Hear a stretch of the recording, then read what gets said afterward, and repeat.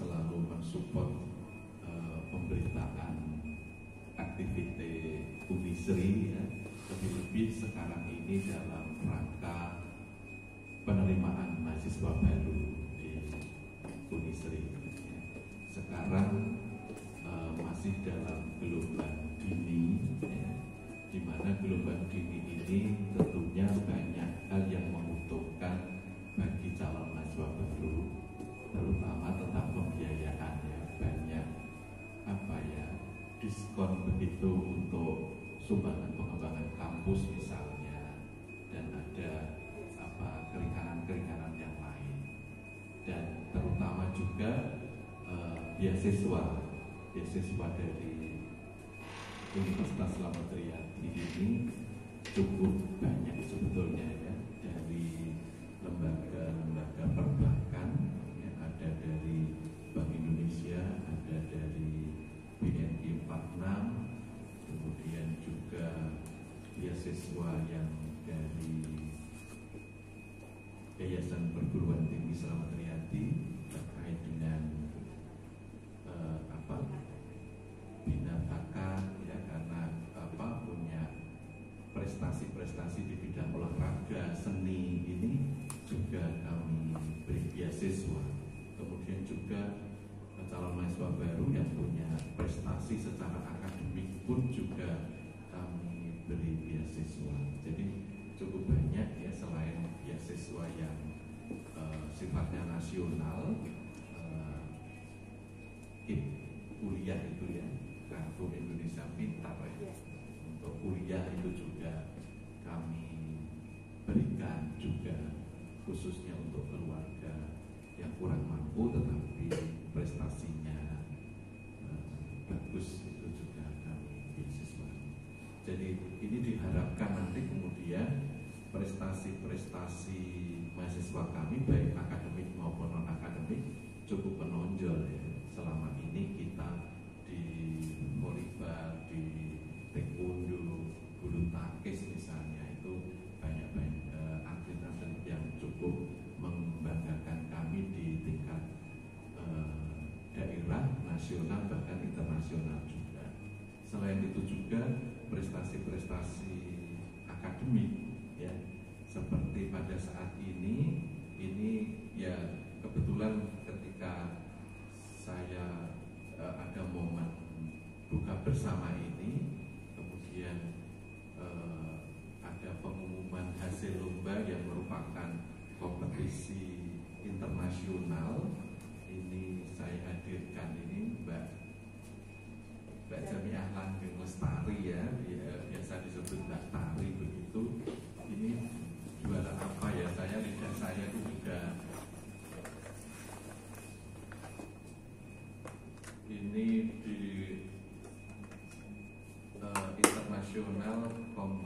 international SDG Student Competition ya, jadi kompetisi internasional untuk mahasiswa yang tentang ide-ide bagaimana mengimplementasikan dan mencapai tujuan SDGs ini ya, Sustainable Development Goal ini ya, yang mana itu pemerintah mencanangkan pada tahun 2030 ya, itu ada berapa ya, 16 tujuan ya, dan sekian ratus indikator pencapaiannya itu ya. Ini mahasiswa agar punya pemahaman tentang SDGs ini, sehingga Mbak Tari ini berhasil menaik top 5 ya, 5 besar, mengalahkan peserta dari Malaysia, dari Filipina itu. Dan tema yang diangkat Mbak Tari ini juga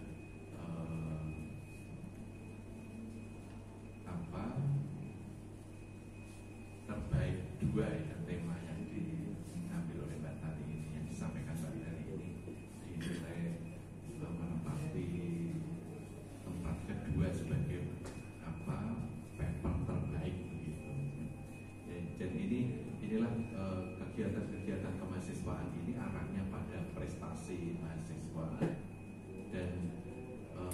mungkin bulan depan juga ada mahasiswa dari FKIP juga yang mewakili Unisri di Bali untuk juga apa ya juga speech contest gitu juga ya.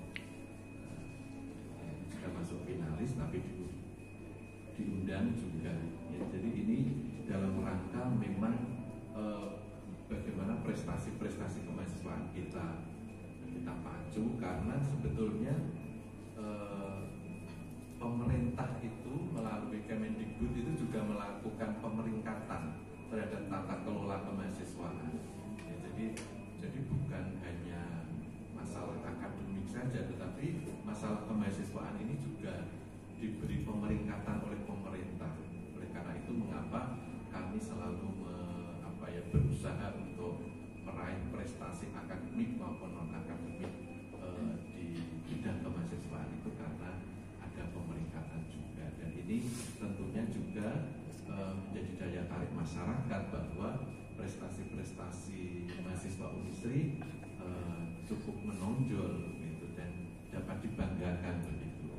Oleh karena itu ini juga mohon disupport agar kemudian masyarakat mempunyai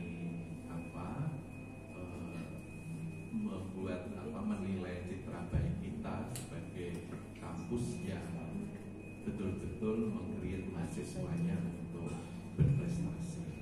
Jadi mudah-mudahan Bapak dan Ibu rekan-rekan wartawan media ini bisa mensupport. Dan nanti barangkali terkait dengan prestasi yang fresh ini mungkin nanti Mbak Tari bisa bercerita begitu dalam nanti kalau secara informal barangkali kalau diperlukan begitu untuk mensupport Unisri. Belum ada? Belum ada. Mau ada yang ditanyakan mungkin teman-teman lagi. Monggo. Untuk tentang kampus monggo. Perkenalkan, nama saya Jovi Amalia Lestari. Saya adalah mahasiswa program studi pendidikan bahasa Inggris Fakultas Keguruan Ilmu Pendidikan Unisri. Ya, baik. Jadi mengenai pertanyaannya tadi adalah tentang partisipannya ya Bapak. Kebetulan kemarin itu kami mendapatkan informasi untuk partisipannya itu ada 148 partisipan dari 10 negara Bapak. Dan untuk ISSCO ini atau International SDGs Student Competition ini adalah sebuah kompetisi yang diadakan oleh Universitas Negeri Semarang atau USN, yang dimana di dalamnya itu kami para mahasiswa diberikan kesempatan untuk menuangkan ide kami terkait dengan quality education atau kualitas pendidikan, yang dimana adalah salah satu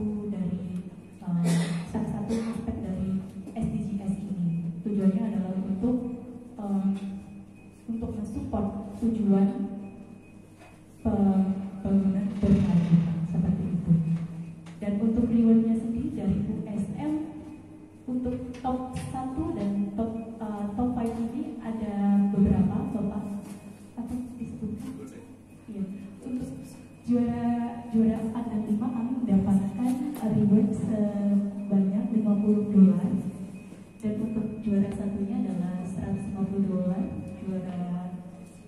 untuk juara satunya 200, juara duanya 150, dan juara tiganya $100 seperti itu. Itu dituangkan dalam bentuk apa yang dilombakan? Paper atau apa gitu? Oh ya, kalau untuk lombanya ini kebetulan dalam bentuk video Bapak, dan juga paper juga seperti itu. Bisa diperagakan ulang gitu videonya. Saya mendengarnya itu seperti BBC London gitu. Temanya apa? Yang dikupas apa Mbak? Kalau untuk saya sendiri, temanya ini adalah Accelerating Equality Education through Technology Information in Support SDGs, seperti itu Bapak. Apa dari prodi teknologi informasi? Bukan Bapak. Sebenarnya di sini kita kaitkan dengan Sampean? Era sekarang ini ya. Sekarang ini kan kita di dalam digitalisasi seperti itu. Jadi di dalam topik yang saya bawakan itu adalah lebih pada memaksimalisasi penggunaan IT dalam mendukung quality education seperti itu. bisa mendalami masalah teknologi informasi, padahal jurusannya apa? Saya jurusannya pendidikan bahasa Inggris. Nah, kok bisa mendalami itu dari mana ilmunya? Kebetulan saya melakukan riset sebelumnya, melakukan riset dari National Global. Di situ disebutkan bahwa masih banyak anak-anak atau siswa yang di dalam rural area atau area yang terpencil itu masih mengalami kendala dalam memperoleh materi atau pembelajaran seperti itu. Dengan adanya internet atau digitalisasi sekarang ini akan mempermudah untuk para siswa untuk mendapatkan materi seperti e-book atau materi pembelajaran dan lainnya. Jadi bisa mewujudkan tujuan dari quality education, yaitu adalah bahwa semuanya bisa mendapatkan pendidikan, semuanya seperti itu. Pengaruh pembelajaran di kampus dengan yang didapat dari eksternal kira-kira bagaimana? Pengaruh pembelajaran di kampus dengan ketika riset itu pengaruhnya apa? Kan belajar di kampus tuh bahasa Inggris. Nah, dengan yang didapat dari eksternal itu pengaruhnya bagaimana? Sangat berpengaruh sekali Bapak. Kebetulan kan saya dari pendidikan bahasa Inggris, jadi menjadi seperti basic bagi saya gitu untuk menyampaikan ide-ide saya seperti itu. Dalam konteks ini adalah seperti lomba ini. Jadi membantu kami, membantu saya dalam mengaktualisasi gitu dari ide-ide saya seperti itu. Ya, terima kasih. Jadi ini memang masa-masa pendaftaran mahasiswa baru. Jadi sebetulnya kalau berkaitan dengan target ini kami seperti tahun yang lalu juga menargetkan mahasiswa baru ada 2000 ya, 2000 mahasiswa baru. Apalagi ini kemudian kami membuka program yang disebut RPM, Rekognisi Pembelajaran Lampau. Ini sebetulnya kalau seperti program dulu itu adalah konversi gitu ya, pindahan dari perguruan tinggi lain misalnya, tetapi diperluas dengan pengakuan terhadap pendidikan non formal dan juga pengalaman bekerja. Ini akan kami asesmen untuk pengakuan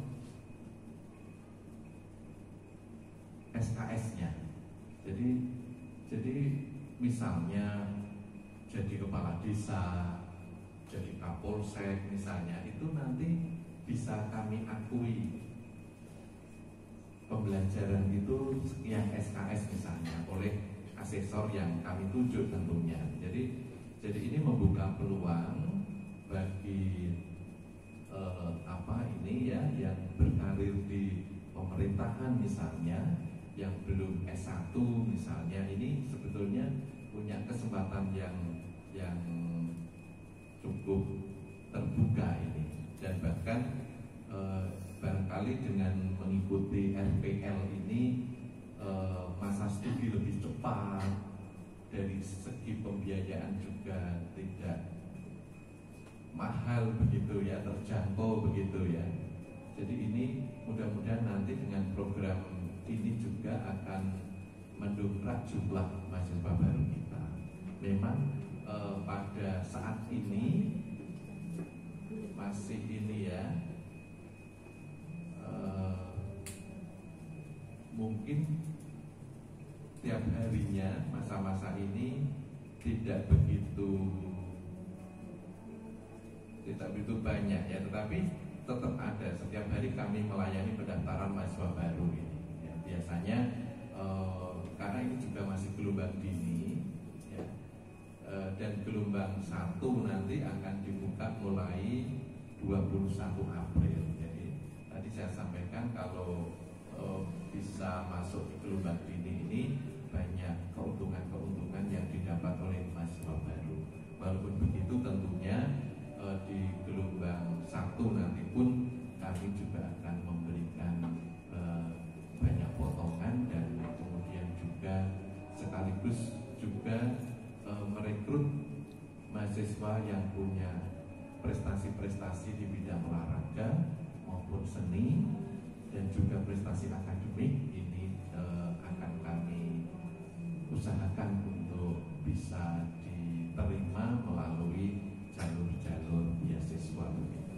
Ya, jadi mohon doanya, mohon supportnya, mudah-mudahan target 2.000 mahasiswa baru nanti bisa terpenuhi.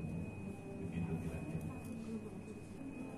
Jadi selain dari perbankan tadi, kemudian ada KIP kuliah, kemudian beasiswa berprestasi ya, kaitannya dengan minat bakat dan akademik juga, kemudian juga kita upayakan juga beasiswa dari BUMN itu barangkali nanti akan ada pembicaraan terkait dengan ini. Ya juga ini ya, ada penghargaan juga untuk ini ya, yang tentunya kalau hafalannya 30 juz habis ya